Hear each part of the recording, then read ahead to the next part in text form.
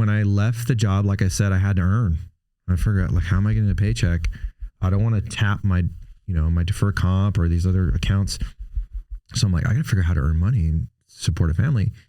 So I'm not kidding you. I literally had 7 different jobs, Paul. Like I was teaching at 2 different colleges. I've been teaching for 20, 25 years. Like I love teaching. So I was teaching at 2 different colleges. I was doing background investigations. I was working for a consulting company, doing management consulting, all these teaching online, like doing all this stuff. And I was just trying to figure out, I'm like, I'm going to get my PI license. I got to figure out what I'm going to do. And I talked to 2 different mentors. This is why I always talk about, like, find mentors. If you don't have one, like, seek them out. 2 different mentors who had already made the transition successfully. And they both told me the same thing. They said, Charlie, go out on your own. You have the experience, you have the knowledge, you're passionate about leadership, and you're passionate about this wellness piece. Like, create something out of that. Create your own consulting company. And I'm like, I don't know the first thing about that. I don't know how to do that. But it planted a seed. And that's where I started researching and learning and talking to other people who started their own company. And so Chief Leadership came about a year later. So 2019. I'm like, all right, I'm going to hang out my shingle and figure this out. It's a very steep learning curve.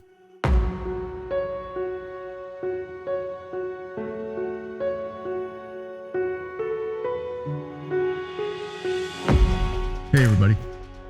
Joining me this time is Charlie Celano.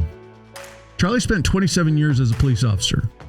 He retired in 2018 as the chief of police of the Tustin Police Department here in California.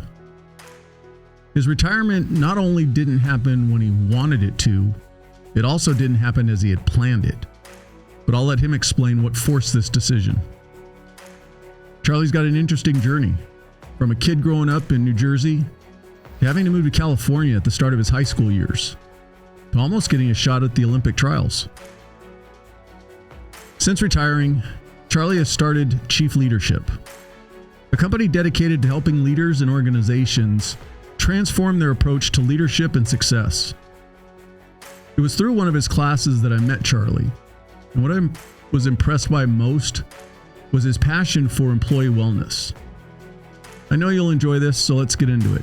Here's episode 122 with Charlie Celano. All right, so back to where we were. Yeah. So, I grew up in New Jersey in a small town called South River, kind of in the middle of New Jersey. Kind of I always say is like kind of a tough neighborhood, because I grew up, what I remember growing up is I was in a lot of fights. I mean, just like, and you and I are around the same age. Like when we grew up, like fights were not uncommon, at least where I grew up, it wasn't. I think it still fell under the boys will be boys. Yeah. And people just kind of let it be. Yeah. Yeah, exactly. Whereas now, I mean, it's like, I have 3 sons and none of them have ever been in a fight.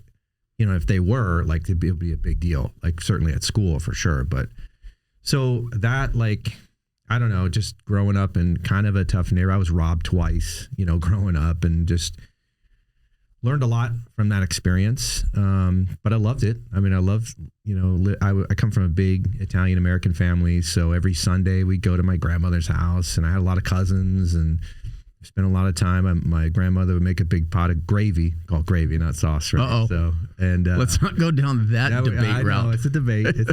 But it was a good childhood. We didn't have a lot. I wouldn't say we were poor, but it's like my parents provided for us, but we never went out to eat.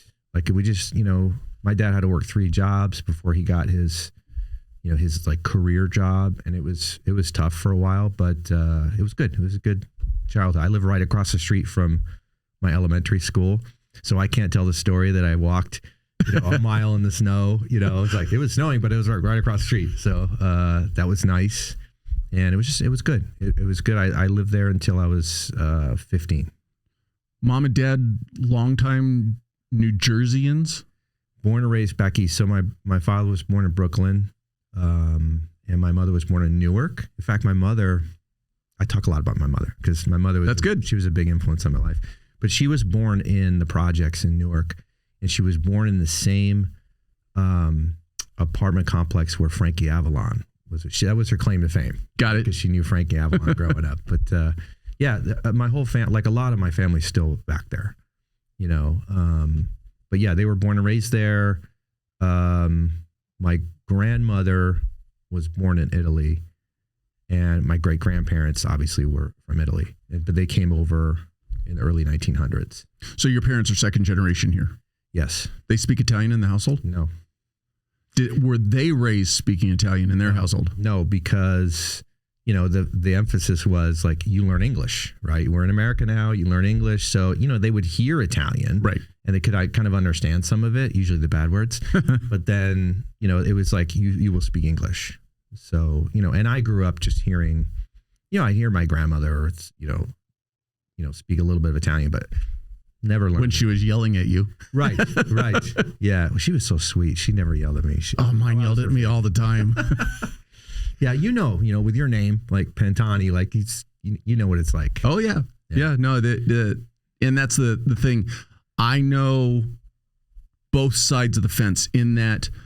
So my dad was first generation. Okay. Actually, no, I'm first generation. My dad came here like you, where you came to California when you were 14 or 15. He came to the States when he was 14 or 15. Okay.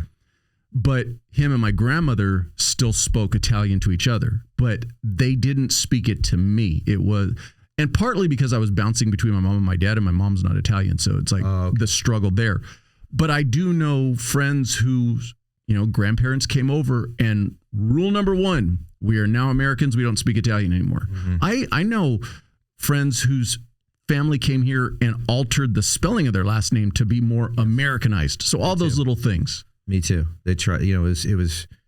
Kind of a shame. You're trying to assimilate, but it's a shame because you lose some of that. Yes. But it's funny when you said, my grandmother yelled at me.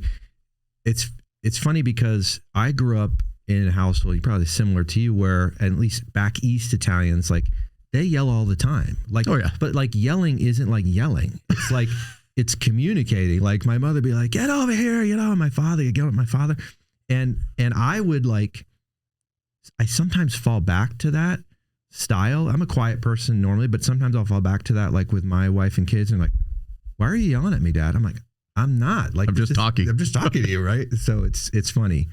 My wife just sent me a joke meme yesterday that said, "You learned your inside voice while flying in a helicopter surrounded by chainsaws." She'll tell me all the time. She goes, "You don't have an inside voice. You think you're whispering, but you're not." Right. Yeah, I get that. Big family? Brothers, sisters as well? So I have one brother and one sister. I'm the oldest. So ours was smaller than the cousins family. Right. Like I had a lot of cousins. I can't even tell you how many cousins. But like I had a younger brother and a younger sister. I still have a younger brother and younger sister. Are they still back east, or they come out also? No, they're here. But they would have come out because you were They came out when we came out. But we've been all over the place after that. But we've all kind of landed here now in California. So you mentioned your dad worked multiple jobs before he got his career job. What was his career job? So he got hired by Mattel Toys, which was kind of cool. Being a kid of a dad who worked at Mattel, because we'd get like the prototype toys and like the stuff that none of the other kids had. Some of it worked, some of it didn't work.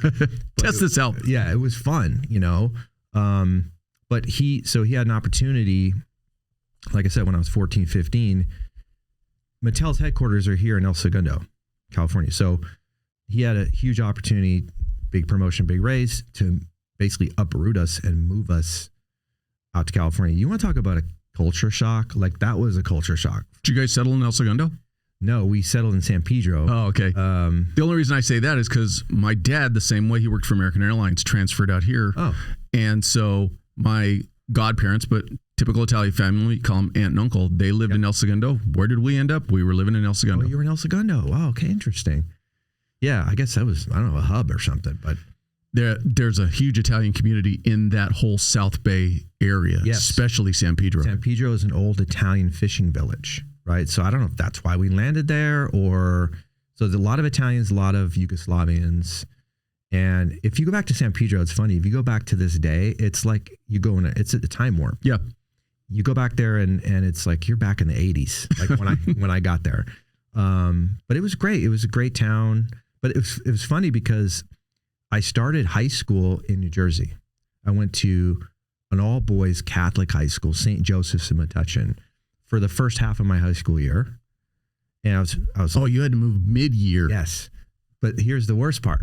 So we moved mid-year. It was a surprise. It was, your parents didn't talk to kids like, hey, we're moving. It's like, pack your shit up, right? Yeah. Oh, sorry. Can I cuss on Yeah. it? Okay. So pack your stuff up and we're moving to California. Where? Like that's California. It's 3,000 miles away. But I started the year in high school, moved to San Pedro. Well, in San Pedro, an LA Unified school district, at least where I lived, 9th grade was junior high. So I had to go back to junior high for my second year of 9th grade. So I went from high school back to, I was like, I'm taking a step backwards here. It was weird. And how old were your brother and sister at that point? My brother's 2 years younger. So he'd about 13? He's probably like 13. 12, 13? Yeah. And then my sister's 6 years younger. Oh, wow. So she was little. Yeah. Looking back on it, how did that, obviously, even just having to take that step back and now be with the junior high kids when you were in high school. But other than that, any major hiccups and how I would imagine that for you, just completely uprooting yourself and then trying to replant in a completely new area, especially at that age. It's a particularly bad age to do that, and I always promise myself, like I would never do that. And I don't blame my parents at all because it was an opportunity for them to better our lives. And it was amazing from that standpoint, but such a difficult time to uproot. And we didn't know anybody. Like I didn't have any friends. I didn't know anybody. So I got to make friends. I talk weird, like I made a very conscious effort to lose my accent. Because now people ask me like, you don't have your accent, but when I go visit back east, like it comes back. Yeah. And it's because I was, it's like kids making fun of you. Like, oh, you want some water? You want coffee? And so I'm like consciously trying to change the way I talk. And it was just, I was a fish out of water. I mean, I didn't even know what a burrito was. Like, I'm like, these kids are like, hey, you want a burrito? You want a taco? I'm like, I don't even know what that is. Where's the pizza? Yeah. Where's the pizza? Right. From your mom's perspective, was she on board with it or did she want to? She was at that point, but then later on when we started moving, so we ended up moving all over the world. Because as your dad moved up with, kept moving up, it became more and more difficult for my mother until it got to kind of a breaking point where she gave my dad an ultimatum. She's like, we got to go back to California go back home because it was too much for her. Because we lived in Mexico, we lived in Hong Kong. It was a lot. Was all of this during your high school time? So right towards the end of high school, my dad got the job in Mexico. And so we moved. I only spent the summer there, actually a little longer than the summer. I left like before the end of the school year. And then my parents, I was fortunate enough to come back for my senior year and stay with a friend. Ironically, this friend, he and I have been friends ever since for like 35 plus years. His name is Mike Hamill, and he ended up becoming a police chief later in life. And so he was like my best friend in high school. He let me stay with him, and his mom let me stay with them for my senior year, which was nice. But they lived in Mexico for a couple of years. Then they moved to Hong Kong. I spent some time in Hong Kong in between high school and college. But I was pretty much like on my own from 16 on, in the sense that I didn't go home to my parents every day, which was somewhat formative for me, I think. Were you a good kid overall? How were you with like academics and stuff like that? Academics, I always say I was a B. I was a B student, I was a B athlete, like I was above average, but never great. Yeah. I was, so like in terms of athletics or academics, I was always B plus, but I liked it. I played baseball for 10 years, from T-ball. I loved baseball. Like I loved it. When I was living back east and playing baseball, I remember this vividly, like when it would rain and it would, rain out the game, I'd be standing at the window, like crying with my baseball mitt, like crying because I couldn't play the baseball game. You mentioned that your dad's from Brooklyn. So my dad was from Brooklyn also. Oh, yeah. And one of the things that I like to say is, as a baseball fan, to me, if you could put me in a time machine, take me back to New York City in the 50s when you had the Brooklyn Dodgers, the Giants, and the Yankees all right there.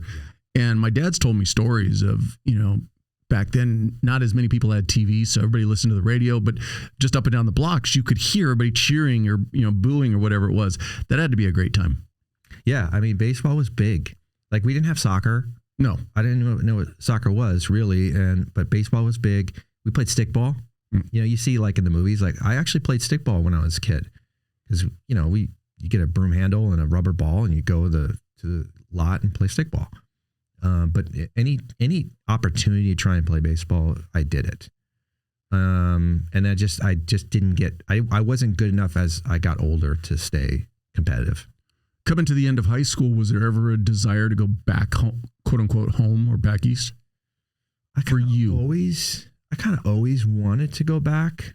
We'd go back and visit here and then. And, I got homesick a little bit, but this, like living in Southern California, once you get used to the weather, once I made friends, once I developed relationships here, I was hooked.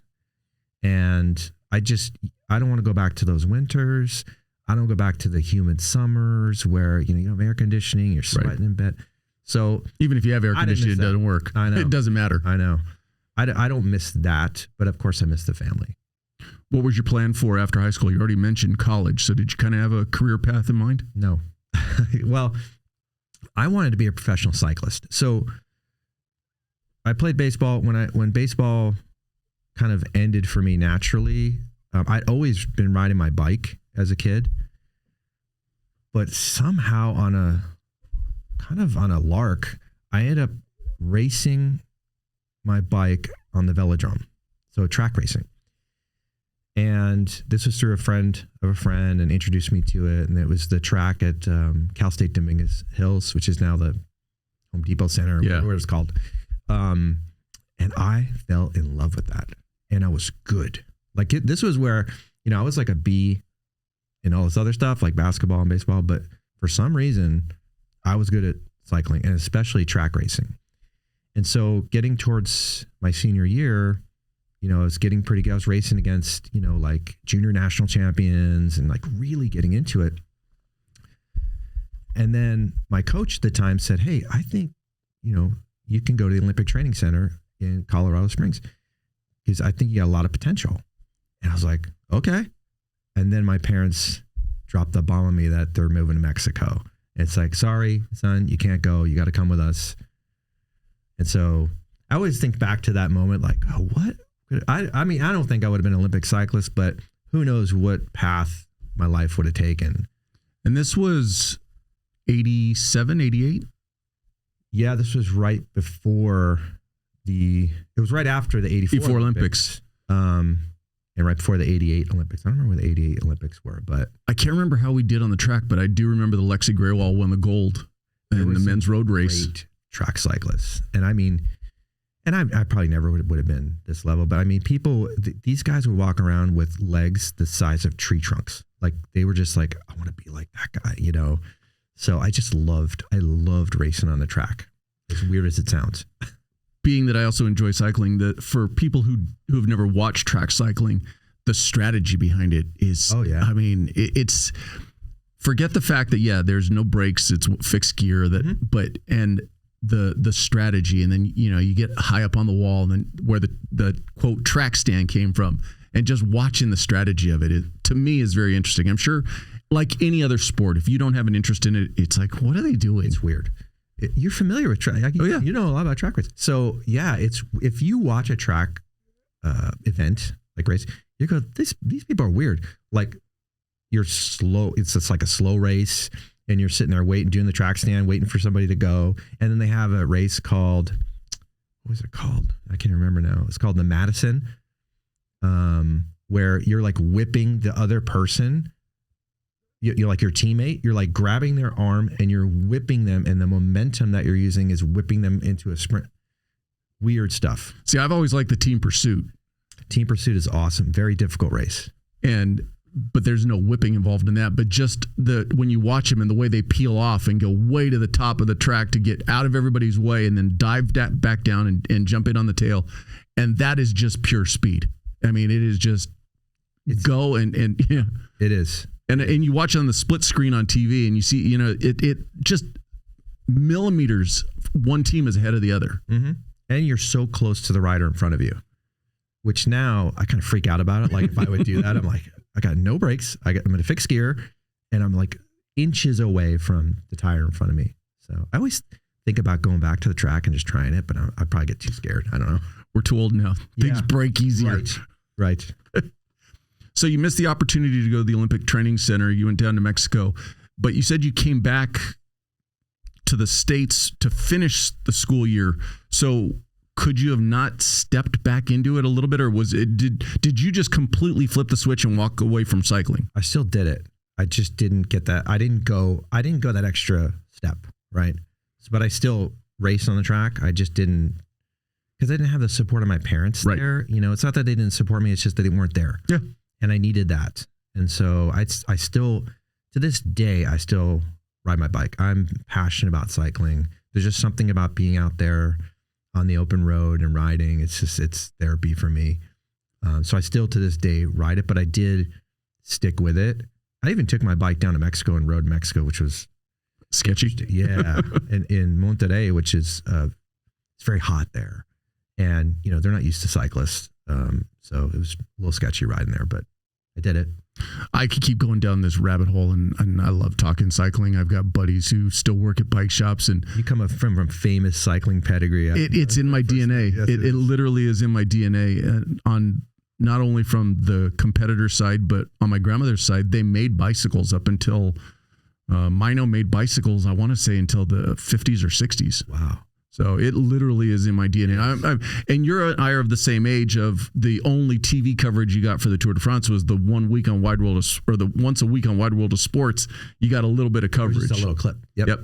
But I mean, I soaked it up, and my dad loved cycling, and it was just something that I was raised with, and so it became very normal. And to this day, come July, the tour is going to be on the TV. In July. Yeah, and my wife jokes about it, but she gets that I enjoy it. But she'll ask me, she's like, "Did who you want to win today?" It's like, baby, it's so much bigger than that. Much bigger than that, yeah. But where I was going to go with this is, I would just, the one little caveat, they tried with the Tour of California and it just didn't grab. It didn't grab the attention, and I would like to see it hopefully maybe try to come back, but I just don't know if it's because I don't want to say all of the United States, but California, it's such a niche sport. I don't know if it can support it. It's like soccer. Soccer is so huge in the rest of the world. It's humongous. Cycling is huge in the rest of the world, especially in Europe. Mm-hmm. If you win a stage of the Tour de France, you know this. You win a stage of the Tour de France in Europe, you're never buying a meal again. No. You're never paying for a drink again. You're a hero in your hometown. Like they put posters of you up. It's just different here. It's like here it's football, basketball, baseball. I don't know why cycling is just not. And we have great American cyclists, but it's just not. It won't take hold. I don't know why. Again, I think you hit the nail on the head when you mentioned soccer. Look at how they're trying to grow soccer in this country, and it's still struggling. I mean, it's growing, but it's nowhere near the baseball, basketball, and football. Right. And it will never get there probably. Right. So where'd you end up going to college? So I went to UC Irvine. So I did well enough in school to have decent grades. And then I applied at UC Irvine because my best buddy, Mike Hamill, who I mentioned before, he got in UC Irvine and we want to go to college together. And I got denied. I got turned down. And this is one of my first life lessons from my mother.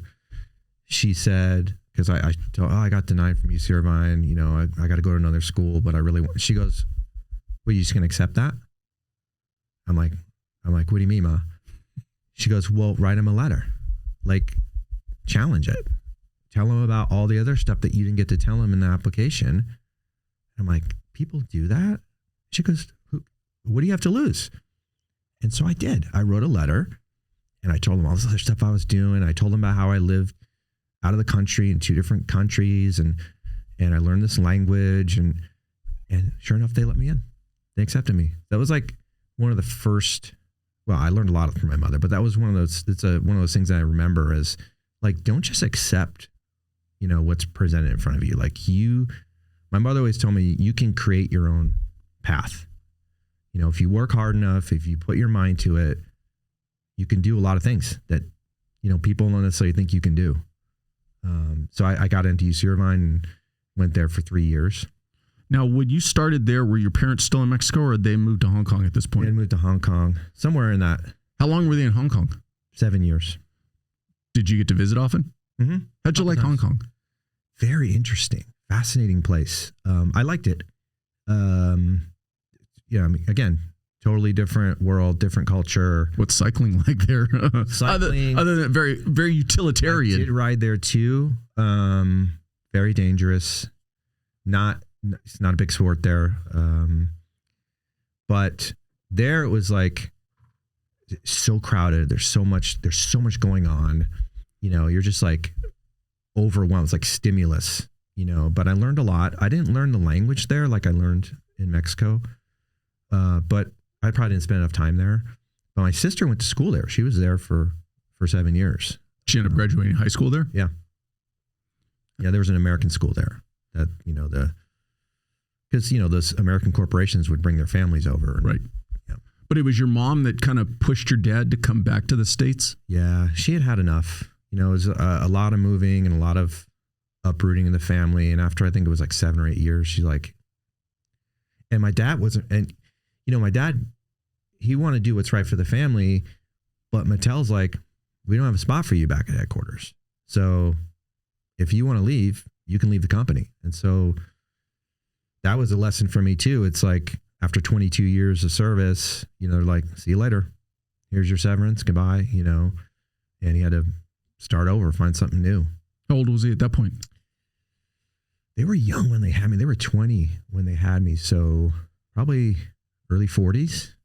Yeah, he was still young. What did you end up going on to do after that? Doing different things, different corporate jobs. They ended up in Texas, in San Antonio. He worked for a soda distributing company or something, because he was good with supply chain and, process efficiency, that kind of thing, how to make a plant run smoother. And so he did that for a while, and then that didn't work out. He ended up working in a grocery store, of all things, in a warehouse. One of the biggest grocery stores in Texas called H-E-B. He was there for several years. He and my mom worked there. What was their attitude towards going, and I always say this back home, but going back east to finish out their life? My mother probably always wanted to do that, but my dad was like, once he made the cut, it was done. He never really talked about. My dad had a rough childhood. He had a rough go. He lost his father when he was very young. So I think he was 12 when his father died. And he never really had a male role model in his life. So, and he got into trouble in high school. He dropped out of high school, went to art school for a while, and just kind of like, had to find his way. So he never really missed that. Like once we left to California, he was like, I'm on to the next thing. But my mother always had those roots there. The reason why I asked that, because I'm relating a lot of your stories to experiences that I had growing up. And when my dad came to California working with American Airlines, he never wanted to go back from a work environment. He's like, I don't want to work in the snow. I'm good working out here in California. Let it rain once or twice a year, kind of deal. Did he work outside? Did he work? Yeah, he fueled airplanes. Oh, wow. But for him, back east was always the best when it came to people, when it came to food. Everything that he thought was good was back east. Just the weather was like you mentioned, the cold in the winter and the humidity in the summer was enough to say, I'm never going back. Yeah. I mean, it's what they say here in California, you pay the weather tax for all the weirdness and all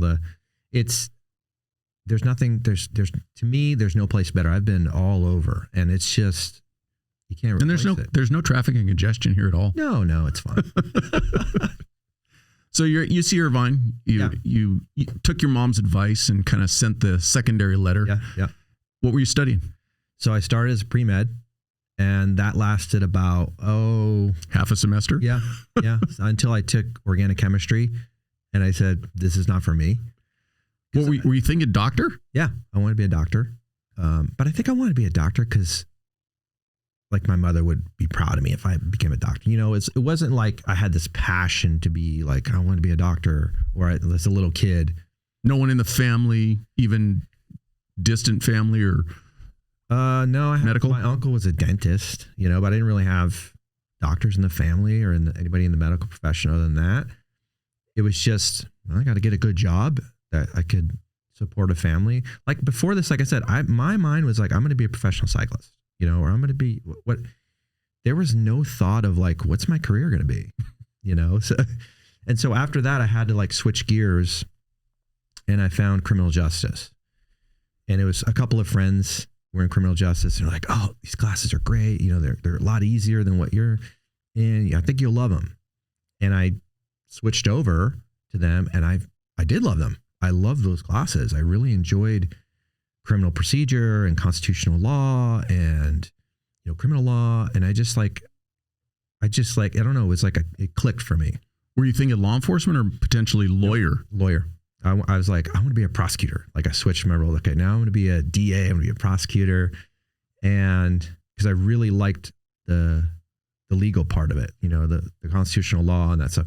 So I'm like, okay, after college, I'll go to law school and I'll be a lawyer. And that didn't happen. That did not happen. So after 3 years of school, I'll never forget this. So, you know, my parents were living overseas. My dad's making good money because, you know, they pay a lot of money for people to move overseas. However, he didn't have a good tax person. So when you live overseas and there's a lot of taxes you got to pay because the feds are going to get their money one way or the other. So I'm only laughing because I'm thinking of every Italian in taxes. Right. Italian taxes. Right. So I'll never forget this. He calls me and leaves a message saying, I need to talk to you about something. And I'll never forget this. I was at a payphone because you know, payphones, right? On campus, right near the registration building. And I called my dad on the payphone. I said, what's going on? And he goes, I hate to tell you this, but I got this huge tax bill. I didn't realize how much we got to pay in taxes. I can't pay for your last year of school. And that was my reaction. I'm like, okay, Dad, you know, I work at a yogurt shop. Like I can't afford, like, you know, and right around that same time, I got a part-time job at the UCI police department as a community service officer. So civilian position, doing like traffic control. Oh, it's kind of cool. I got to meet some of the cops and kind of learn a little bit about my first introduction to law enforcement, public safety. I'm like, Dad, I can't make enough to pay for school. He's like, I'll do the best I can, but I want you to finish school. I've invested 3 years. And I'm like, okay, I'll try and figure it out. And so right around that time, there was a job fair on campus. And you know how like sometimes police departments go to college campuses. So this was one of those public safety job fairs. So I'm like, all right, let me take a look. And I go to these different police departments. Well, Tustin PD, Tustin's, you know, a police department in Orange County, they were there. And I ended up talking to the recruiting officer there. And she's like talking up the police department and she has me fill out an interest card. And I'm like, hey, I'm just looking for like a civilian job. You just help me pay for school. And she's like, okay, no problem. Because you're still, even though you got the CSO position, you're still focused on potentially becoming a lawyer. Right. So I filled this interest card. It's just like in May, right? July 1st, I'm in the Orange County Sheriff's Academy. Oh, wow. As a police officer. And it was a blur. Like, I don't even know how this happened, but you know, they were hurting for bodies and they're like, we need police officers. Yeah, you can do this civilian job, but you know, we think you can be a police officer. She was from back east. See, it's like the connection, right? So she's from New York. So, and I told her my story and how I lived over here, my parents on. She's like, I think you can do this. This is before pre-academies. They're not pre-academies. Like now, you know, they do a really good job of preparing people. I just found myself day one, July 1st, you know, whatever year that was, 1991, going into the police academy, 20 years old. By the way, I have the chief's interview. I'll never forget this too. So I go through the process, very fast background. I get into the chief's office for the chief's interview. The chief at the time, his name was Doug Franks. He's since passed away. He was this big, imposing figure of a man. Like he's a bodybuilder, just big muscle-bound guy, like big mustache, right? Just intimidating. He came from Fargo, North Dakota. He was a chief there. Just kind of a hardcore guy. He looks at me and he's like looking at my file. He looks at me and he's like, "How old are you, kid?" Which you can't even ask in an interview, right? Right. I go, I'm 20, sir.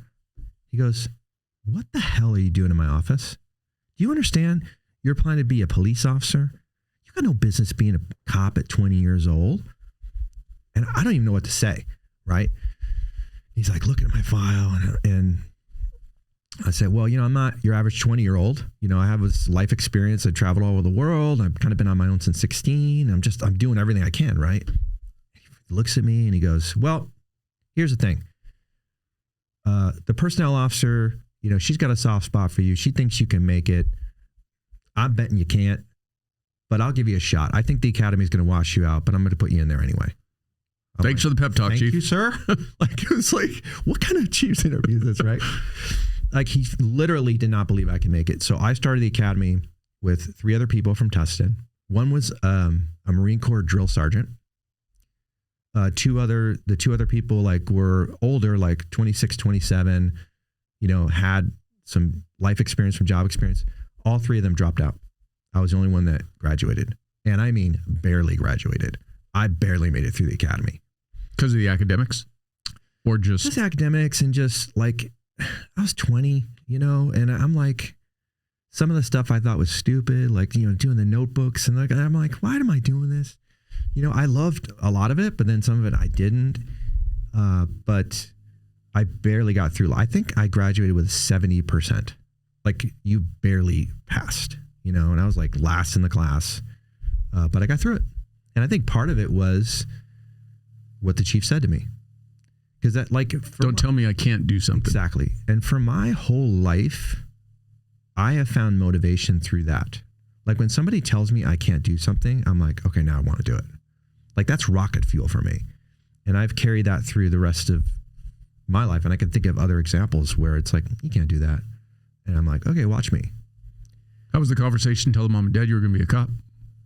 Not good with mom, but she was happy in the sense that before that, I was this close to joining the Marine Corps, because this is right before Desert Storm. Right.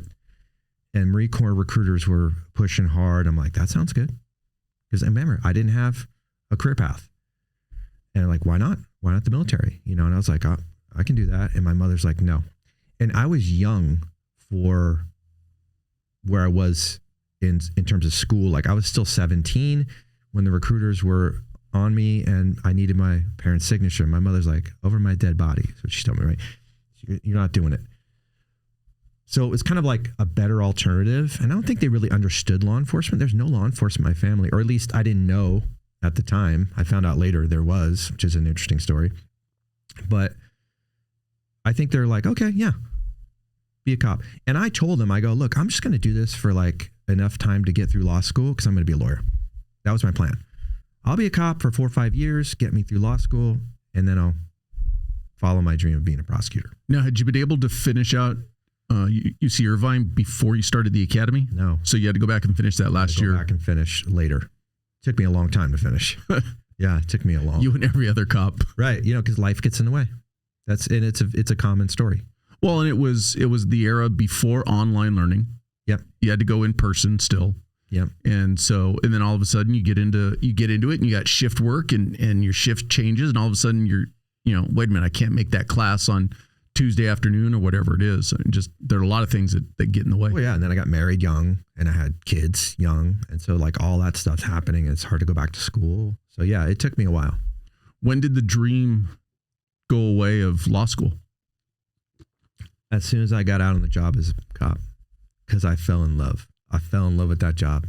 I loved being a patrol officer. I think what I loved about it was the investigative aspect of it. It's like, I want to try and figure out what this guy's doing. You stop a car, he's lying to you. and he's got priors for this or priors for that. And I'm like, he's up to something. Like, I got to figure out what he's doing. Like, that part of the job I just loved. Or like making a case, or, getting fingerprints, or doing CSI and getting fingerprints. Cause back then, we did CSI, and like making a case off fingerprint was like, it was like adrenaline to me. Like, I love that. So I fell in love with the job, and then the dream of being an attorney was gone. I never had any regrets there. And you ultimately did your entire career at Tustin. Yeah. Was there ever a point you considered leaving? No. 27 years, wonderful career. Did a lot of fun assignments. I worked narcotics. I worked county task force. I worked gangs for a long time. Just had a lot of fun. And then working my way up through the ranks, that's when things got less fun, as you know. But no, I never once thought about leaving, because I had some friends that left, went to the DA's office, which, they had a great career too, but I love that community. I love that department. And I felt they gave me a shot when, a lot of people wouldn't have given me a shot being that young. So I felt a little obligation to them, and it worked out. It really did. When did you turn the corner? You mentioned promoting, and we're going to get to how far you got, but was the idea to promote something you wanted to do early on, or did it come later into your career? It happened early on in the career, but not because I wanted it to. It was one of those things like, hey, you need to do this, or hey, you need to be a training officer, or hey, the sergeant test is coming up. I was way too young to promote to sergeant. I think I was 28, and it was a struggle. Like, it took me 2 years to make that transition mentally. And I had a lieutenant. She was tough on me. I'm thankful for her, but she's like, Charlie, you're not getting it. Like, you're not one of the guys anymore. You're a supervisor. You have a responsibility of the department. You need to hold people accountable. And like, she was just on me, and sent me these classes, and like, but I'm so thankful for that. But it was a rough transition into supervision. Does the desire to keep promoting up come right away? Because obviously you talked about the struggle, and I could see where with that struggle, you get to a point where you're comfortable as a sergeant. You're like, yeah, I'm going to stay here. Or was it immediately, all right, I got this. I want to keep going as far as promoting? No, I want to stay a sergeant, because everyone, you've heard this before, like everyone says the best job in the police department is a sergeant, first line supervisor. And so I believe that. And I loved it. I loved being a patrol sergeant. I loved being a sergeant of a special unit. One of my best assignments ever was being sergeant in the gang unit. And I was like, I had no intention of moving forward. And, because you see like what the lieutenants, lieutenant's the next step in the career. And I'm like, they're admin guys. They're not out in the field anymore. And I don't want that. I'm having fun.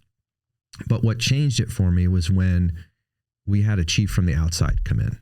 So we had a new chief come in, which was kind of unusual for our department. That had never happened before. But just timing wise, it had to happen. So we had a chief come in from another agency. His name's Scott Jordan. Brilliant guy, right?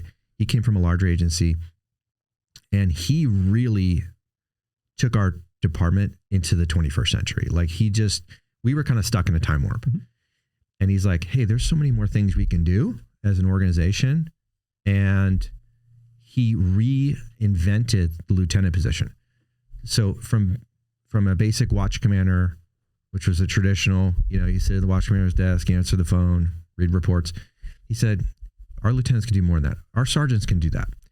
I want lieutenants to be area commanders. I want lieutenants to be responsible for an area or a division, and kind of like a mini chief of police.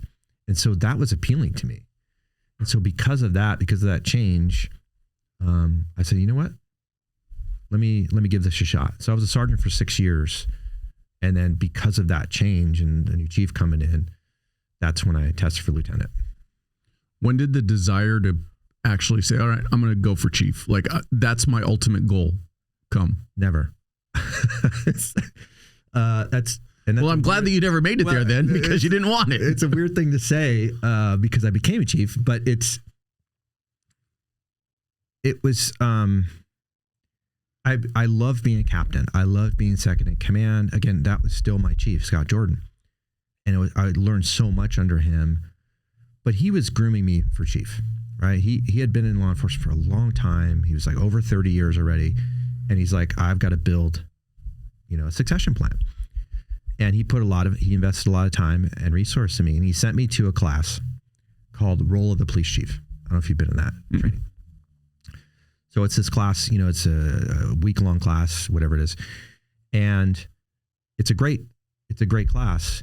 But they have these chiefs come in and talk about the role of being a police chief, and they talk about labor issues, and they talk about union issues. They talk about personnel issues. They talk about how chiefs are at will. They talk about scared the crap out of me. Okay. Scared the crap out of me. I'm still young. Like at this time, I'm like 40. And I'm like, I'm not doing that. And so I get back to work, and chief asked me, goes, hey, Charlie, what'd you think of Role of the Chief? And I said, Chief, whatever you intended by sending him that school, it backfired. Because even more than ever, I don't want your job. And the other thing was, I saw how the job was impacting him. Mm-hmm. And I saw how it was impacting his personal life. And he's a classic workaholic, right? He'd be in at 6 a.m. and he'd be there till 11 o'clock at night. Come in the next morning at 6 a.m. Wow. Didn't matter. And I'm like, no work-life balance there. No. And he'll write him, and I'm still friends with him to say, he'd admit that. But I said, Chief, I don't want that for me. I have an amazing wife. I have 5 kids. I want to spend time with them. I want to go on vacation. And plus I see what you deal with and the politics and all that stuff. And I was close enough to it. And I go, I don't want that either. And he goes, look, you're talented enough. You can do this job. What you have that I don't have is you care about the people a lot. You're a people person. Like, he was more black and white, admin focused. It's not that he didn't care about the people, but that just wasn't his strong point. And he goes, you have that, but you need a little ice water in your veins. And I go, Chief, I don't want ice water in my veins. He goes, but in order to survive as chief, you need a little ice water in your veins. And he was right. Fast forward to, he leaves before he was in a contract. He left early, for personal reasons. And now I'm in this position where, are you going to put in for it or not? And it was me and another captain. And initially I said no. I had the mayor, sit down with me and go, Charlie, you're our guy. I really think you should put in for this. And I'm like, Mr. Mayor, I'm not interested for all these reasons. How old were you at this point? 42. So you still got not a long ways, but a decent amount of time before you could retire. Yeah. And as a chief, you're on probation every day, right? City council doesn't like you. That's right. If you can't, you got to count to 3, right? And so, I knew that. And again, I have this young family, 42 years old. And what changed for me is I had a conversation with one of my lieutenants, and he's a very convincing guy, right? And he'd been in the department for, almost 30 years himself. He was born and raised in Tustin. And he makes this plea to me. He's like, Charlie, you owe it to this department to, you have all this support. I've talked to all the officers, you were a cop's cop. Like, we want you to be our chief, and we'll help you. We'll be there for you. I know, it's you're nervous about it. And that convinced me, having that conversation. And I kind of felt a sense of obligation, but I never, ever really wanted to be a chief. I'm thankful now, looking back, that I had that experience as a chief, but it was also that same job that forced me to re-career sooner than I wanted to. So had I stayed at a number 2, I'd probably still be there, or at least I would have stayed longer, just because of that specific job of the police chief. So that's what I want to get into, is talk about the experience that caused you to basically re-career but forced your transition early. Yeah. So without going to a long story, there were several omens things that happen in my life. And I don't believe in coincidences. I don't believe in luck. I believe everything happens for a reason. And there were several things that happened in a very short period of time. I lost a friend from another agency. He was 47 years old. He died of a heart attack. Suddenly, no hint, no clue, fit person, right? Then I had a good friend who at Tustin PD, who was my training officer, did a full 30-year career, retires, 9 months later, drops dead of a heart attack. You know, and I had to hand the flag to, you know, he was still a reserve officer, hand the flag to his wife and kids. That had an impact on me, right? Well, all while this is going on, we implement a wellness program at the department. And the first phase of the wellness program is a heart scan. We get a $50,000 donation through our foundation to do heart scans, free heart scans for all employees. It was wonderful. So I get this heart scan done and I'm thinking it's not gonna be a problem. You know, I ride my bike all the time. I'm doing all these endurance events. Like, it's not gonna be a problem. Well, it was a problem.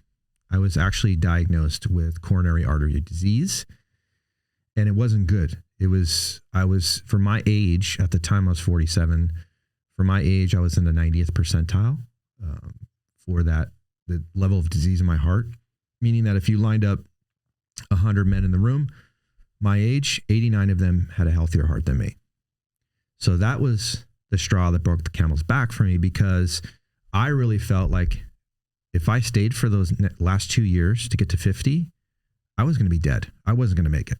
And I'm convinced to this day, as I sit in front of you, Paul, I wouldn't be sitting in front of you because that job was killing me.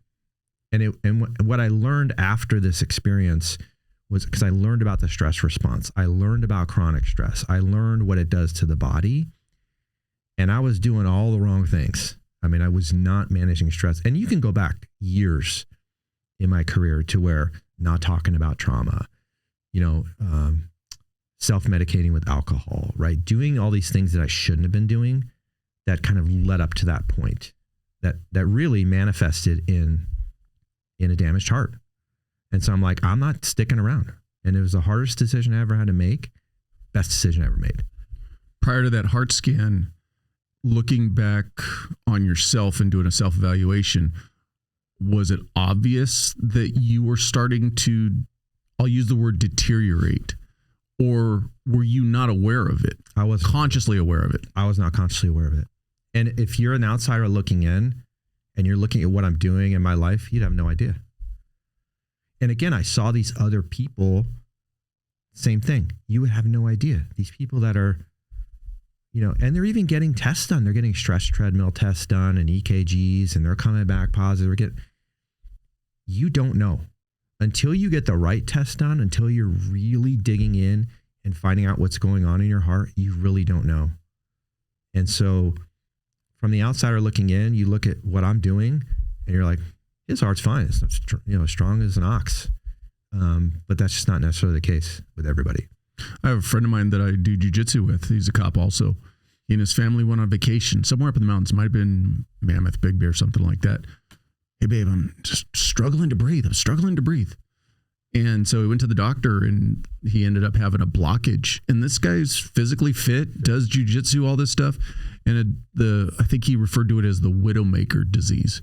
But basically, the doctor said, you literally were 1 foot pursuit away from potentially dying. Yeah. And it just, like you said, until you have that moment that either by happenstance, like, hey, I'm having difficulty breathing, or a donor says, hey, go get your heart scanned. Here's money to go get your heart scanned. And then you find out about something. Yeah. I highly recommend that. Like when I talk to people now about wellness, like spend the $250 to get the CT scan of your heart, because you could pass all these other tests and you could be into jiu-jitsu, or you can be riding your bike, or you can be running marathons and really have no idea. And the widowmaker is where I have my damage. So it's the left anterior descending artery, the LAD, which is called the widowmaker. And that's where most of my calcification is, the damage. So is that a genetic? So part of it's genetic. But when you look at the research, genetic predisposition only accounts for 25% of the manifestation of the disease. So what that means is 3 out of 4 things are within your control. The rest of it is stress and how you manage stress and lifestyle choices. So what you choose to eat, are you getting enough sleep? Are you exercising? Those are really the controllables. But yes, I mean, I'm sure I didn't realize at the time, but I had genetic predisposition. There was no one in my family that had heart disease, but later my dad experienced heart disease. So it's like, didn't realize at the time, but I had some genetic predisposition.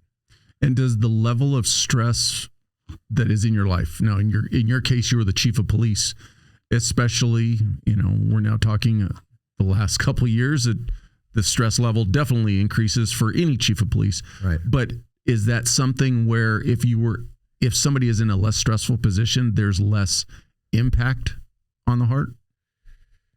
Not necessarily, because it's really about chronic stress, and chronic stress is something we all experience. So that's all the stuff that's operating in the background. Am I going to be able to pay my bills this month? I have an aging parent. My kid's not listening to me, or my kid's struggling in school. Like, all that stuff is considered chronic stress that everybody deals with. And what's happening in the body is, that fight or flight response is basically happening all the time, and you don't realize it, because they say stress is a silent killer. It is, because it's going on behind the scenes, and your adrenal glands are releasing cortisol into your system constantly when you're under chronic stress and you're not managing it well. So the other thing I recommend is, in addition to a heart scan, is get your cortisol level checked. And a lot of people don't know what their cortisol levels are, but you can test it with a blood test. Your primary doctor won't do it, but you got to, again, like my mother said, don't take that as an answer. Like, be your own advocate and find out what that is. But what happens is, cortisol is a natural stress hormone, but too much of it is a toxin. So 70% of the chronic stress or the chronic disease in this country is caused by excess cortisol in the system. So what you have to do is release the excess cortisol. And if you're not monitoring that, it just builds and builds, and it manifests in heart disease, depression, anxiety, certain types of cancers, right? So one of the things I say is, and I believe this to be true, is you don't know how stressed you are until you're not stressed. Think about that. You don't know how stressed you are until you're not stressed. And I ask people all the time, have you ever taken like a week-long vacation or 2 weeks and just unplugged, like put the phone down, and like, how do you feel after a few days? You start to feel like you can breathe, like you're not breathing shallow. You're actually taking deeper breaths. Your respiratory rate is slowed. Your resting heart rate drops a little bit. You're smiling more. You're feeling more. That's how you're supposed to feel. But in our jobs, in our profession, in a lot of professions, you're just operating at this level, and it becomes normalized. So you're operating at a high stress level, and it just becomes normal. And that cortisol is just flowing through your system and doing damage.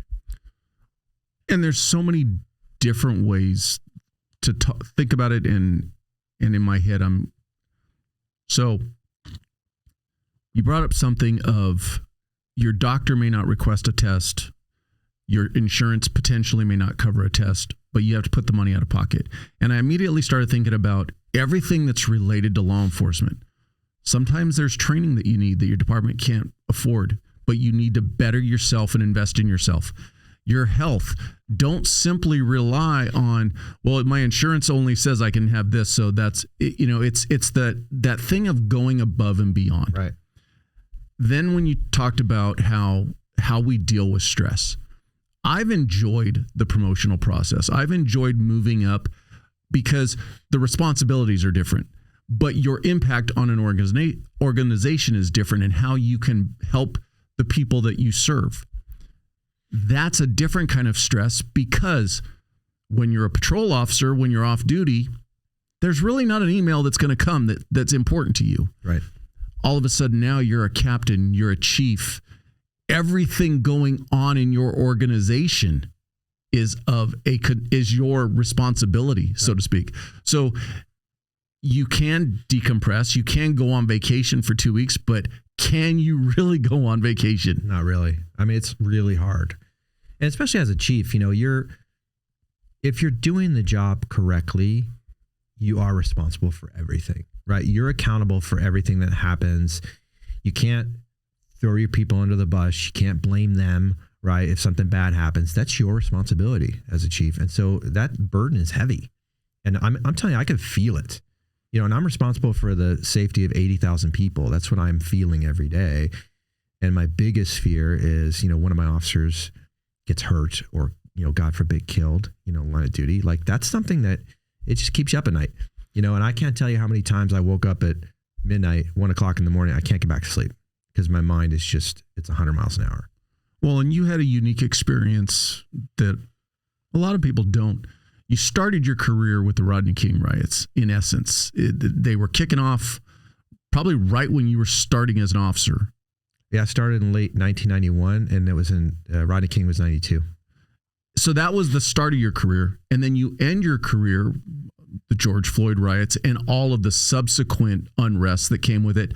But now you went from being at the bottom of the organization when you started to the top of the organization when you finished. And everything that's occurring in your city is falling on you. Yeah. Yeah. And I had the unique experience, let's say, of, a brand new police chief. In my first 90 days, I had 3 officer-involved shootings. Now, I don't know how familiar you are with Tustin, but that's unheard of. Like, we would have an officer-involved shooting once every few years. I had 3 in my first 3 months. And I got the mayor asking me questions. I got the city manager going, what's going on over there? You got a bunch of trigger-happy cops? Like, and I'm like, I have no idea what's going on. Like, they're just doing their job. I don't know if it was just perfect storm or, and then you got these personnel issues. It was really like baptism by fire. But what I learned out of that experience, again, I'm going back to my friend Mike Hamill. So he called me at the time when this was going on. He was a deputy chief at Irvine PD. And I'm telling him about this, and I'm like, oh my God, what am I doing wrong here? And he goes, Charlie, you're looking at this all wrong. Look at these challenges like opportunities to learn, opportunities to grow. What other brand new police chief gets, this level of experience in that short period of time? And every single shooting's different, and you're dealing with the DA's office, and that helped reframe my mind and how I approach these challenges. And it did help. It was still hard, but it really helped me deal with those things. But it was nonstop. From that point on, it was just like one thing after another. After the heart scan, was it immediate that you said, I'm walking away from this career? Or how long did that process take to make that decision? And actually, I want to preface that with, what was the immediate change in your life that you made right after that heart scan? So immediately, I didn't change anything. So it's interesting you asked that question. So I get the heart scan, I go home, I tell my wife, because I tell her everything, and she says something very interesting to me. She goes, well, babe, I support you, whatever you decide. And I go, what does that mean? And she's like, well, you told me that the cardiologist said that one of the major contributing factors to heart disease is stress. And I know how stressed you are as the chief. Like, if you want to leave, I support you. I go, babe, I wasn't thinking about retiring or leaving. Like, what, and this, like, I do endurance events like races, marathons, triathlons. When you start a race, if you don't cross that finish line at the end of the race, you twist your ankle, you get sick, your bike breaks. At the end, on the results page the next day, next to your name are 3 little letters, DNF. I go, did not finish. I go, babe, I've never had a DNF in a race. You think I'm a DNF on my career? It ain't happening. I can't retire for another 2 years. It'll be fine. I'll make some minor changes. We'll go on that family vacation we've been talking about for 5 years, right? Those kind of things. And she's like, okay, I support you. Well, fast forward it's probably about 4 or 5 months after that. And this is kind of just a weird experience. I come home from work at a reasonable time. It was like, I didn't have a city council meeting or, usually I'm there late. Come home, my boys were young at the time. Whenever I got a chance to be home, I loved tucking them into bed. It was like just a privilege, like to be able to tuck them into bed. And so that night I'm tucking my middle son, Anthony, into bed. And he was 12 at the time. And Anthony's a unique kid. Like, he's quiet, but he's very intuitive. He's kind of dark. He's an interesting kid, right? I bend down and give him a hug and a kiss. I go, good night, buddy. And he says to me, he goes, Dad, when are you going to retire? And it threw me off because I don't tell my kids about my heart scan. I don't tell them about the stress of the job. As far as they're concerned, Dad's a superhero. Exactly. It's just like you're a superhero to your, like, so for him to ask me that question was really strange. And I said, I don't know, buddy. Why do you ask? And what he said next changed the course and direction of my life. He said, Dad, I just think you would feel better. And like my heart sank into my stomach, tears welled up in my eyes. I'm not a crier. I walk out of that room just broken, because he could see it on my face. I didn't have to tell him anything. He could feel it coming from me. That's another omen. That was another, the last one for me. And I went in and told my wife, tears in my eyes, and she goes, babe, I support you, whatever you decide. And that's when I made the very difficult decision to leave. Fortunately, I was able to defer my retirement. So I now retired, which is wonderful. But that was a tough time, going from getting a paycheck every 2 years for 27 years to you don't have a paycheck at all. And just trying to figure that out, which is what you talk about, right? This whole transition, that was a rough time for me. But it was the best decision I made because I was able to really pour into learning about heart disease, learning about stress, reading everything I get my hands on about nutrition, sleep, mindfulness, exercise, to really build, a foundation for me to turn my health around. And I was able to do that, fortunately. So yeah, it was an interesting time. You bring up a good point though, because you mentioned previously that you had to bury a retired officer who only lasted 9 months after retirement. Yeah. You also talk about the fact that, for many of us, there's that magical date on the calendar when we can retire and go from getting our paycheck to our retirement check. And unfortunately, far too many of us, we look at that date on the calendar as our race. I don't want to DNF before that. But we overlook or we disregard the impact that staying to that finish line is having on us personally, emotionally, our families, whatever. And so for me, one of the things that I've learned in doing this podcast is if you have those omens, if you have those markers in your life that are telling you this isn't the right path, then get off of it. It's okay to get off of it. And you're not a DNF. You're not a quitter if you pull out early. Because for me, I don't want to put 30 years into a job and last 3 months afterwards. I always joke with people, my first goal is I want to get as many years in retirement as I put into it. Amen. That's my first. Because for me, that's my finish line, because at least then I broke even. And that's just in my goofy way. Yeah. But I'm very fortunate coming to the end of my career and nothing medical wise has significantly happened. Knock on wood. Yes. But I've also had the opportunity to talk to people who, like yourself, they got presented with something they weren't expecting and they had to make that hard decision. But the biggest thing is, like your wife said, it's okay to walk away. Because your health to your family, to your wife, to your kids is far more important than your organization. I am not putting down any organization, but at the end of the day you walk out the door, they'll wave, but you're already forgotten. 100%. And when I gave my notice to the city manager, I was worried. I was nervous, because no city manager wants to replace the police chief, right? But that's exactly what he told me. He goes, Charlie, you could dedicate 30 years of blood, sweat, and tears to this city. And the minute you leave, they're moving on. They're not like crying tears, because, and they want you like this, the machine will keep moving.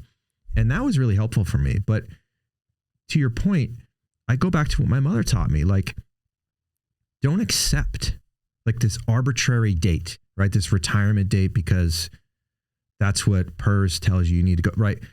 Don't accept what's presented. Do what's best for you and do what's best for your family. And now as I reflect back, like I don't have a DNF. I could have a DNF on my life, right? But instead, by making that decision and transforming myself health-wise and then finding the next chapter was the best thing I could have done. rather than, but I see it too. I see it, people in our profession, they're hanging on even longer. It's like they have an arbitrary date and then they get close and they get anxious. And we could talk about why that is, but it's like, oh, maybe we're going to get another contract. Maybe, I can add a few more $100 to my retirement check, and they're experiencing that retirement anxiety because they don't know what they're going to do. I think that the biggest thing is the people that hold on too long, and I'm going to put a huge blanket statement over this, they don't have anything else in their life. Right. There's nothing else that is to them appealing, exciting, or interesting enough to take them away from this job. And we've heard that story many times. I don't want to be that guy who passes away 6 months, a year after I retire. That just, to me, that I'm going to be a little politically incorrect. I think that's a failure to yourself and to your family. I agree. And you only have to look at the stats to confirm it. You've seen the stats. On average, people who have a public safety career live 5 to 7 years after they retire. That's bullshit. Like, we should be living 20, 25, 30 years, especially after what we've been through. And you're 100% right about the identity. So there was a captain that, I worked for, that I noticed when he got close to retirement, he really struggled. He was like, I don't know what I'm going to do. Like, being a cop is who I am. And I said, Captain, I respect you for that. I admire you. But being a police officer, it's not all of who I am. It's an important part of me. It's a part of my identity, but it's not all of me. But you see this happen time and time again where their entire identity is wrapped up in the career. And that's a recipe for disaster. And you're right. Those are the people that struggle the most. And that's why I love what you're doing, because you've got to start thinking about transitioning before you put in your retirement papers. Like, you've got to think about it a few years. Like, start planning, start finding out what is your next purpose going to be so that you can have that seamless transition. You can appreciate the career that you had. It's wonderful. Now, what's your next purpose? Because we work in a noble profession. When you take away that purpose, that nobility, and people think, I'm going to sit on the beach and drink Coronas. It doesn't work. How long is that going to last for? Right? Or I'm going to go to the river and just go out on the boat every day. Okay, well, that's going to last for about a month. And then what? And those are the people that I see struggling the most, because it's unrealistic. The ones who make that work are few and far between. Yeah. I do have a couple friends that they are retired and they're living their life on social media in the sense that they're posting all the places that they're going, and they appear to be enjoying it. But they are the anomaly. They are such the minority to what most people experience. And the one thing that I would add to what you're saying, and I've learned this also through my career, but in obviously doing this podcast, you need to be thinking about what you're going to do tomorrow.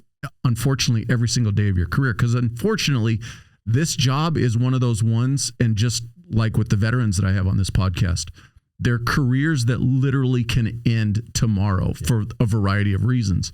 And so you've got to be at least just thinking about, like, what might I do if I don't have this tomorrow? Yeah. I always say, don't just have a plan, have multiple plans, right? And have backup plans and have contingency plans. And I'm a big fan of Stoic philosophy. I don't know if you're a fan of Stoic philosophy, but the Stoics, their mindset is like, this could all end tomorrow. Not only just could this job end, but my whole world could be taken away from me. I could die tomorrow. I could lose my loved ones tomorrow. And the idea is, if you're operating under that premise that everything could be taken away in a moment's notice, number one, you appreciate what you have, but you're also better equipped to deal with life when life throws you a curveball, because life is going to punch you in the face. And I've learned over the course of my life that it's going to happen. And so I adopt that philosophy of, like, I got to be thinking about ahead. What's ahead? What's my next purpose? Because that purpose is going to keep you alive. I mean, it's just what I believe. And you and I came into law enforcement and came up through law enforcement through the same, I'll call it the generation. And things are obviously different. When we first started, Move on to the next call. Nobody wants to hear about your feelings. If you have like your FTO, if you're going to have an opinion, I'll tell you what it is, kind of deal. Yep. Fast forward to today, and I'll say the last five years or so. The way that millennials are bemoaned and put down. But I think one of the things that I appreciate about millennials is, as you said previously, they don't make this their identity. That's right. It's a job. And they'll be the first to say, hey, this isn't working for me today. Yeah, I've got 7 years into it, but guess what? I could start over. What was your experience at the top of an organization and seeing that? Were you seeing that across the board? Yeah, and now the millennials they're like older now. Yeah. They're like the old people now. Like they're the salty ones, and they're the ones saying now this new generation doesn't, right? It's so funny. But I saw that and I saw frustration within the ranks of this new generation, they don't get it. Which every new generation says. I heard it, you heard it from the older generation. And my point is, yes, we want them to be dedicated, and we want them to love the job and love the profession, but they kind of got it figured out. Like the fact that they want to take their vacation time and not bank it till you have 1,000 hours for someone, arbitrary reason, is actually a healthy thing. The fact that they don't want to work overtime after overtime after overtime, or go to the bar after work like we did, every day, like that's actually a good thing, and they're probably better off for it. It's just finding that balance of, hey, we still need that dedication. Right. You're not just accountable to yourself, you're accountable to your team. You're accountable to your organization. So how do you find that balance? But I saw the frustration. I see it now in what I do now, and the training classes. I hear it all the time. Like these new generations, they don't get it. It's like they kind of get it, but we just got to help them. We got to help them both honor the tradition of this is the tricky part, right? How can we honor the tradition of law enforcement, of policing, while still innovating and progressing as a profession? How can we make sure wellness is a priority, while at the same time making sure we're accountable to each other and dedicated and putting in the work? And that's the tricky part of leadership, and the tricky part about, where we are culturally in society. So before your heart scan, were you starting to think about your transition out? Yeah, a little bit, but not, I didn't really have a set plan.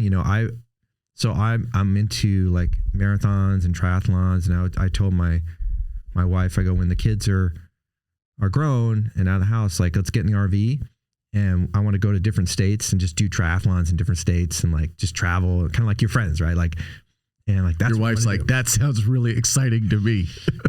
She's so supportive. She would love it, because she's my support crew, and she would love that. But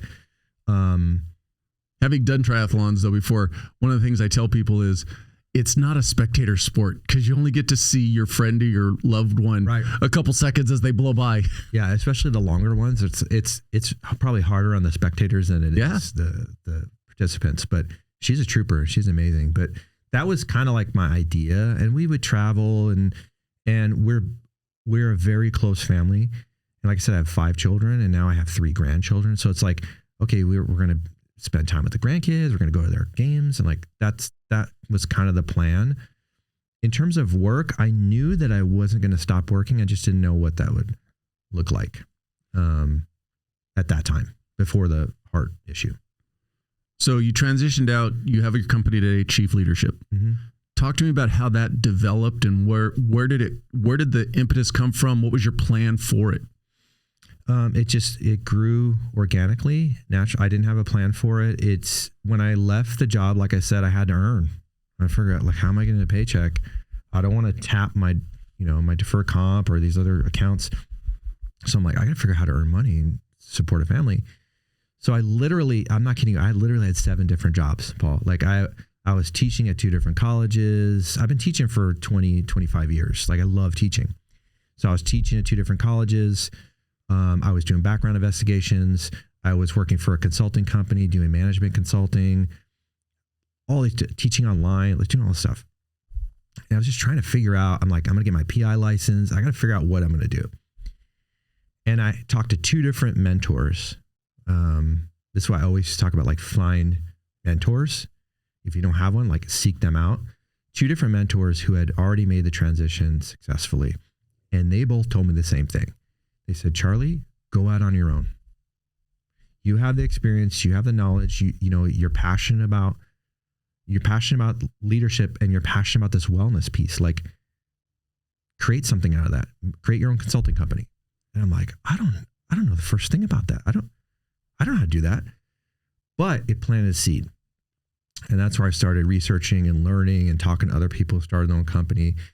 And so Chief Leadership came about a year later. So 2019. I'm like, all right, I'm going to hang out my shingle and figure this out. It's a very steep learning curve, trying to figure out the business world, insurance and licenses, and how do I bill people and invoices, and I don't want to ask for money, and like just all these issues that I learned a lot about. Everything that after 30 years of government work, you know nothing about. I know nothing about it. I know nothing. Yeah, I was really a fish out of water. But I learned from some great people. I found some great resources, and slowly but surely, now it's been 4 years, and I started by myself. Now I have a team of like 13, and we're all over the Western United States doing leadership training, coaching, and team building, and absolutely love it. I spend more hours now working than I ever did as police chief, but it's just different. I'm very passionate about it. I love getting up every morning and doing the work, and I'm still learning, of course, but it's fun. And we met through one of your classes, and one of the things that immediately stuck with me was your drive and how much you emphasize the wellness aspect of it. Was that important to you from the get-go? From the get-go. When I started the company, I said, I have to have a mission. And my mission developed very quickly. My mission is very simple. It's to help leaders survive and thrive in a challenging career. In particular, public safety leaders, I know how challenging it is. So I want people in this profession to write their own ticket. I don't want people to end up like I did, where it's like now your hand's being forced and you can't leave the career on your own terms. And there's things you can do, little things you can do to ensure that. And so I knew right away that that's my mission. And so everything I do, whether it's, a team building workshop or training or coaching, it all is done through the lens of self-care and wellness, because we just don't talk about it enough. What kind of response are you seeing from most organizations? Are they accepting of it, or are there still enough old salts, I'll say, in the bigger organizations that are resistant to it? That's a great question. It's funny because the people that reach out to me get it. And the old school, kind of regressive organizations that we don't buy in that wellness stuff, they don't reach out. So I don't really have an opportunity to work with them, which is fine for me, because I want to work with organizations that get it. And I want to work with chiefs of police and sheriffs, and city managers who understand that and appreciate it.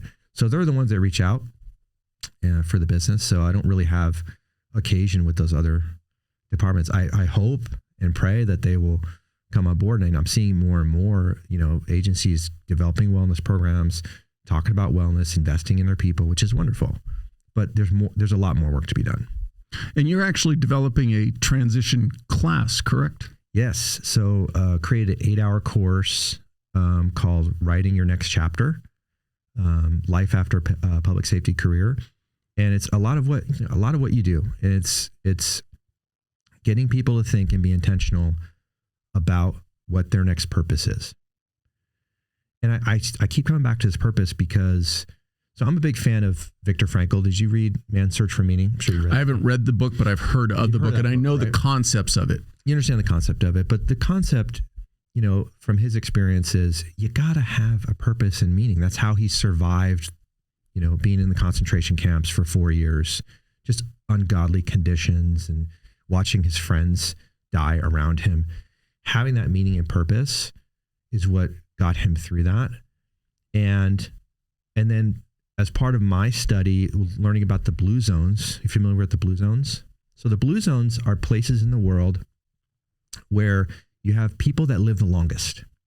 So there's like 7 or 8 blue zones in different parts of the world where you have the highest percentage of centenarians. These are people that live to 100 and beyond. You have like super centenarians, 110.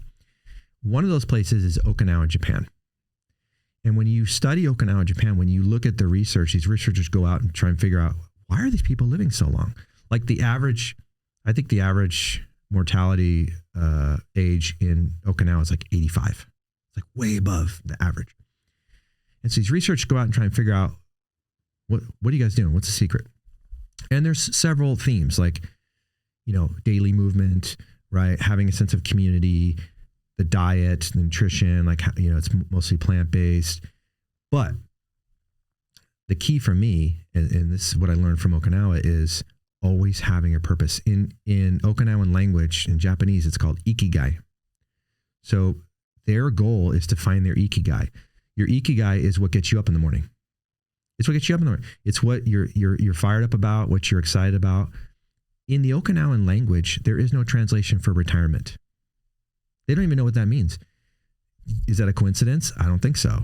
Right? So they don't believe in retiring. They believe in constantly finding that next purpose, whatever that is, finding that ikigai and working towards that, which to me, that's what leads to long life.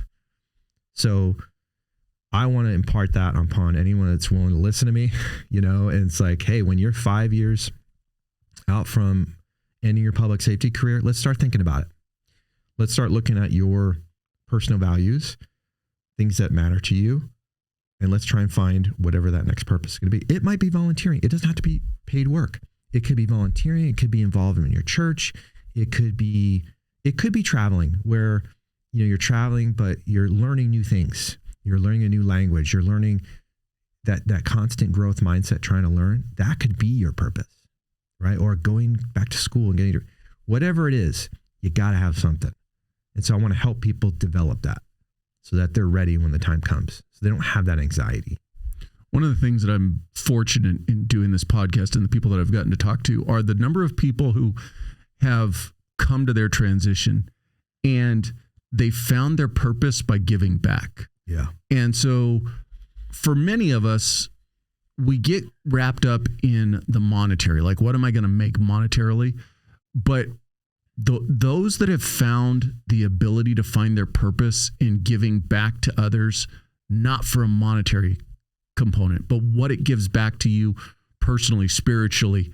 And those are some of the people that have had really impactful conversations with, because you see how dedicated, and for most of them, they're giving back to either the first responder or the veteran community, but they get so much enjoyment from giving back that becomes their new mission, their new purpose. And it is a much stronger mission than when they were doing the job previously. You can't even put a price on it. You can't even put a value on it. That is so true. And I have found that to be true in my experience. And I try to adopt an abundance mindset. You have the scarcity mindset and the abundance mindset. The scarcity mindset is the belief that there's only so many pieces of the pie to go around, and I got to get mine, and I got to hoard information. And that's damaging, and it's not fulfilling in the long run. The abundance mindset is, you know what? There's more than enough to go around. I can give myself, I can invest my time, my resources, and I'll get that back. And I have found that to be true so many times. It's counterintuitive, but I do a lot of free work. Like, I do a lot of free talks on wellness, especially to public safety. And I get so much out of that. If one person comes up to me after the talk and says, that really resonated with me, I'm having an issue with my heart, or I'm having this health issue, thank you so much for, giving me these tips. Like, that is, I can't even put a value on that. But what I found is the money will come. Like, you don't have to be trying to get that. Like, it will come just naturally. Mm-hmm. And you don't have to be focused on that. If you're just being of service to others, good things happen. Good things happen for you, and good things happen to you. And I have this Post-it note. I'm corny, Paul. I'm weird with the leadership stuff. I have this Post-it note on my computer at home. My kids make fun of me.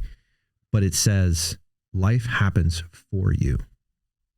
Because I think so many people have this idea that life happens to you. Like, why is this happening to me? Why is it happening? What I learned from Viktor Frankl, what I learned from Stoic philosophy is suffering is part of the human existence. what good can come out of suffering?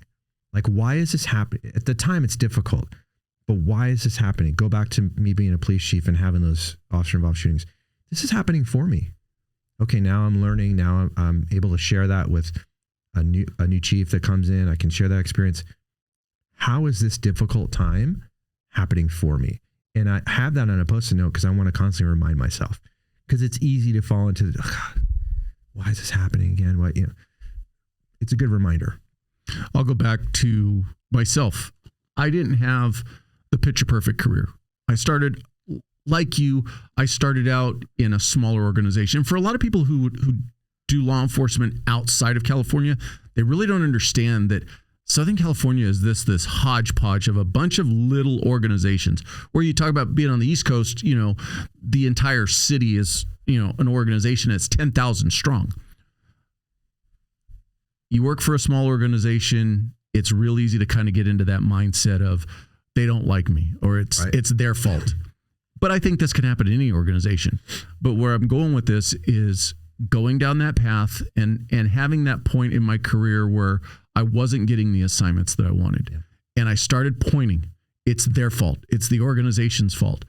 Until I had that moment where you stop, you look in the mirror and you go, what am I not doing? Oh, wait a minute. That guy that got that position, I didn't realize it, but he put himself through 3 additional training classes that I didn't feel was worth me paying out of my pocket for. And it all depends on your perspective. It's however you want to look at it, it's going to impact you. And as long as you hold on to this, it's the organization's fault, you're never going to succeed. Yeah. And it's the same way, I think, when you come to your transition. If you expect simply because of what you used to be, you're going to get something today, that may open the door. Granted, it's going to potentially open the door, but you've got to step through and present yourself, not what you used to be, to go forward. Yeah, and you have to have humility in that process. It takes humility to get to that point because a lot of people rest on their resume. Oh, well, look, I just did all this stuff, so I should get. That's not how it works. But my question to you is, when you came to that realization, did you have a role model that kind of pulled you aside and said, hey, Paul, or was this just like you came to it on your own? No, I'm far from that advanced. No, I was very fortunate. I had one of my former training officers had promoted up to sergeant and was now in charge of the training officer program.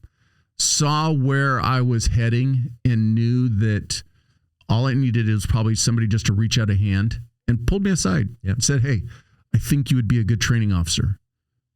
And just being given that opportunity was enough for me to go, wait a minute. And now that I had somebody sitting next to me, that it was my responsibility to help them become a new good police officer, it really forced me to start doing a lot of self-introspection and how can I be the best for them? And that was the turning point in my career. Yeah, I think a lot of people go through that experience. I mean, I went through a similar experience with like 5 to 7 years on the job. I always call that the danger time because I see it happen. I saw it happen as I went up through the ranks because you're starting to feel confident and you feel like, you got your shit together, and it's like those people, they don't get it. And if you don't have that role model or that mentor to pull you aside, because I had those people go, hey, wake up, right? It's not all about you, right? It's not about you. And if you're fighting the institution versus embracing the institution, it can make life difficult, for you. But when you look at the stats, what's interesting is most officers, when they're terminated for misconduct, it's right around that time, 27, 28 years old, 5 to 7 years on the job. That is a critical time in a police officer's career because they're at a crossroads. And hopefully they have a coach, a mentor that can, like you had, like I had, to go, hey, wake up, kid. Put your head at your ass. Yeah, exactly. That's such an important time.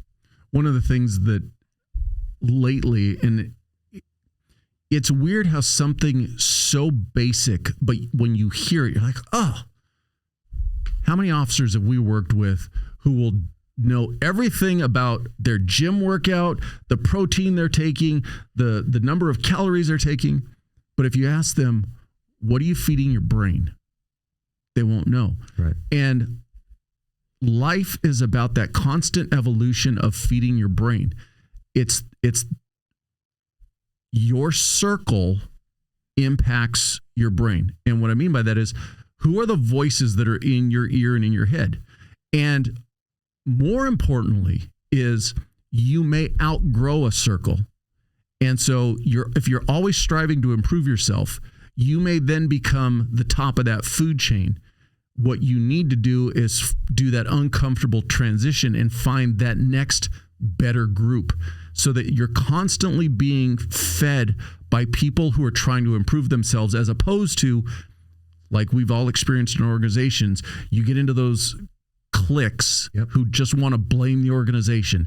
And it's real easy to get into that little bubble of feeling comfortable, like, yep, it's all their fault. And you just kind of give up on yourself. Yeah, it's crabs in a bucket, right? They're trying to pull you down.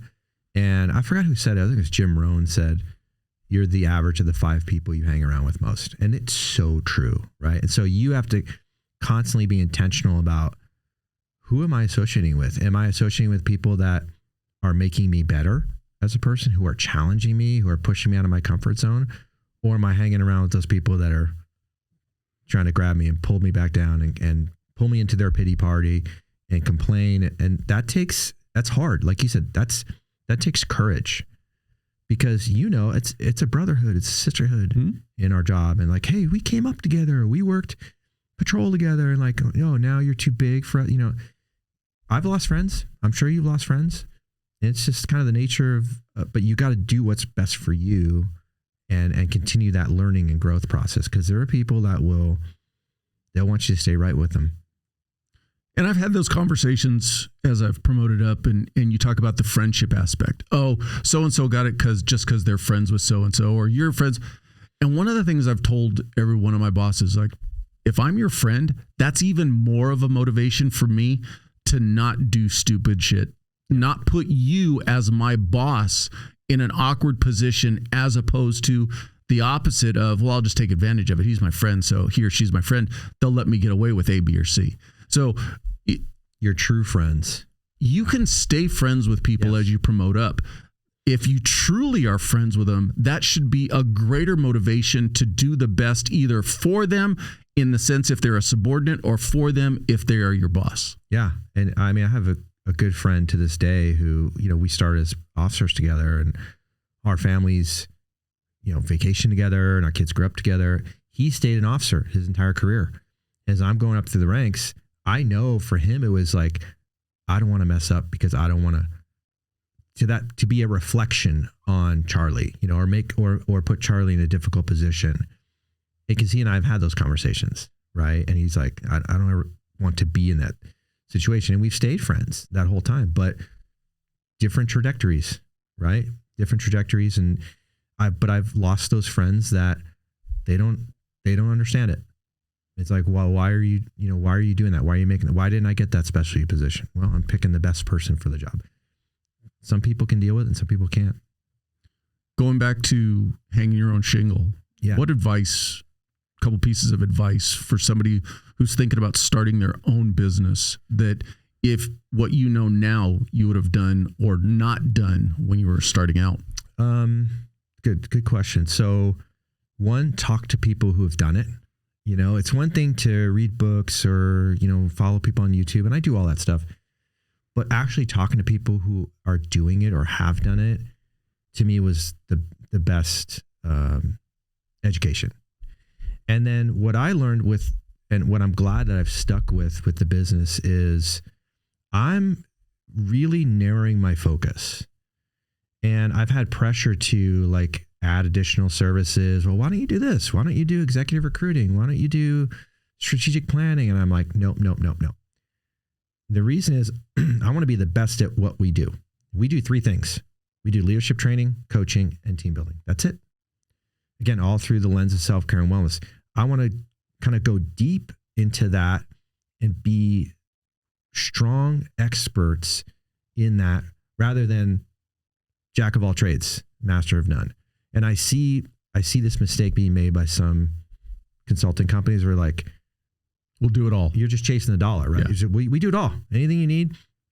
And some are good at it, but some are like, you're kind of like mediocre at a bunch of stuff rather than, it's like if I had to have heart surgery and a particular valve in my heart had to be replaced, and there's one surgeon in the world who he does 1,000 of these surgeries every year. That's all he does. That's who I want to do my surgery, not the general surgeon who maybe does that every once in a while. So I've really held true to that, focusing on, my ideal customer and just focusing the work and trying to continue to develop and be the best that we can at that. The other thing is let it happen organically. It's easy to fall into the trap of like, oh, we can scale, we can get bigger, Yes, you can, but I don't want to end up in the same position I was where now I'm stressed out. I've got all this work. I don't have enough people to do the work, or I'm traveling all the time. Like, and my wife helps keep me in check on that. She's like, hey, you don't want to live out of a suitcase? Exactly. Right. And I travel enough, but so I want the growth to happen organically. I eventually want us to be a national company because I want to have that impact, but I want it to happen naturally. And I'm like mentally prepared if one day it's like, you know what, this is just not for me anymore. I'll just close the doors and I'll say, what's next? So I'm not emotionally over-invested in the business or what we're doing. I love what we're doing. But at some point it's like always beginning with the end in mind. They say in business, you should figure out like what you're going to do with that business before you even start it. Are you going to sell it? Are you going to pass it on? So I have that always in the back of my mind. And for you, you mentioned the coaching, your company does leadership coaching in the sense of you mentor those who are interested in promoting up. Is that what I'm understanding by coaching? Yeah. So departments will hire us to, like a chief, a city manager will hire us to coach a brand new chief, or a chief will hire us to coach newly promoted sergeants, lieutenants, captains, civilian managers, dispatch supervisors. And it's just helping them from a mentoring standpoint, like deal with that transition and that first year, but also helping people level up to like maybe people that are experienced in their position, but they need to get ready. Like sometimes I'll get called, say, I got 2 deputy chiefs. They're great. I'm leaving in a couple years. I need you to get them both ready to take my spot so that they're both prepared. Things like that. And here's the thing about coaching is it's a foreign concept in public government. In the private sector, they've been coaching people for decades, right? Executive coaching, leadership coaching, it's commonplace. You get a promotion, here's your coach. But in our world, it's like, figure it out, right? I mean, when you got promoted, you get a commander like, figure it out, Paul. Yep. Same thing with me. It would have been so nice as I'm going up through the ranks, I get lieutenant, hey, here's a coach. Can help you, guide you in your first year as lieutenant. That would have been nice. So it's still kind of a foreign concept, but more and more agencies are kind of figuring it out, and I'm enjoying it. It's exciting. It's an exciting market. I've been very fortunate in my career as I've promoted up. I've had good mentors. Like you said, though, it's not organized. It's informal. But I do believe that many organizations, mine included, are moving towards formal mentorship programs. Yeah. But yeah, the idea of promoting up and then what do I do? Go figure it out. It's very common. And the worst thing you can do in that situation, if you're thrown into that, is be too prideful to ask questions. Be too prideful to go, I don't know what I'm doing. I need help. And I think that's where a lot of people get into trouble. Yeah. Ego gets in the way, pride, but it's also fear. Mm-hmm. It's like, I'm afraid that if I ask these questions, if I appear like I don't know what I'm doing, then maybe I shouldn't have been promoted. Maybe people will look at me like I shouldn't be in this spot. And that comes from a place of fear. And so having a coach, having a mentor can help, help you set aside your ego. You go, it's okay. You don't have all the answers. I don't have all the answers as a coach or mentor. I'm still learning. So it's a good resource to have. And also, we do 360 evaluations, and just providing that feedback for someone can reveal blind spots in their performance and their leadership. I know it happened for me going through a 360. I'm like, wow, I thought I was really good at this. I'm not good at this. Because my people that are on my team are telling me I'm not good at this. And that's really powerful. Did you mention you're writing a book too? Yeah, it's up here, right? So yeah, basically about what we talked about, just about telling my story and how to develop that next purpose, whatever that is. But really making health and wellness a focus early on in your career, specifically for public safety, because we just don't deal with it well. When you see suicides, and I know people get triggered by suicides, but it's something we need to talk about. And even when we were at the workshop, look what happened at LA County, right? 4 suicides in 24 hours. Like, it's still a big problem and we need to talk about it. And so, I want to provide people with resources and tools that they can use to address their mental, physical, and emotional health early on in their career. So again, they can write their own ticket. And so that's some form or fashion. That's what the book is going to look like when I have time to do it. Well, to wrap it up, what's the website where people can find you? www.chiefleadership.com. And we have training courses and all that stuff all about coaching. And that's where you can find all the information. And we have YouTube channel, and I put out videos every once in a while, just like health and wellness tips or leadership tips. Yeah. Well, I appreciate your time. I wish you the best of luck, and I'll have you back when you write the book. Great. Can I just say thank you for what you do? Because this is really important. I don't see anybody else doing this. And so your podcast is it's making an impact, and I appreciate what you're doing. So I want to thank you for that. I appreciate the compliment. Yeah. Thank you for your time. Awesome. Great. Thank you.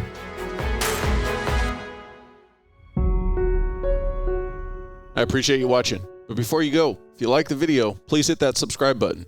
Also, any comments are appreciated. Thank you.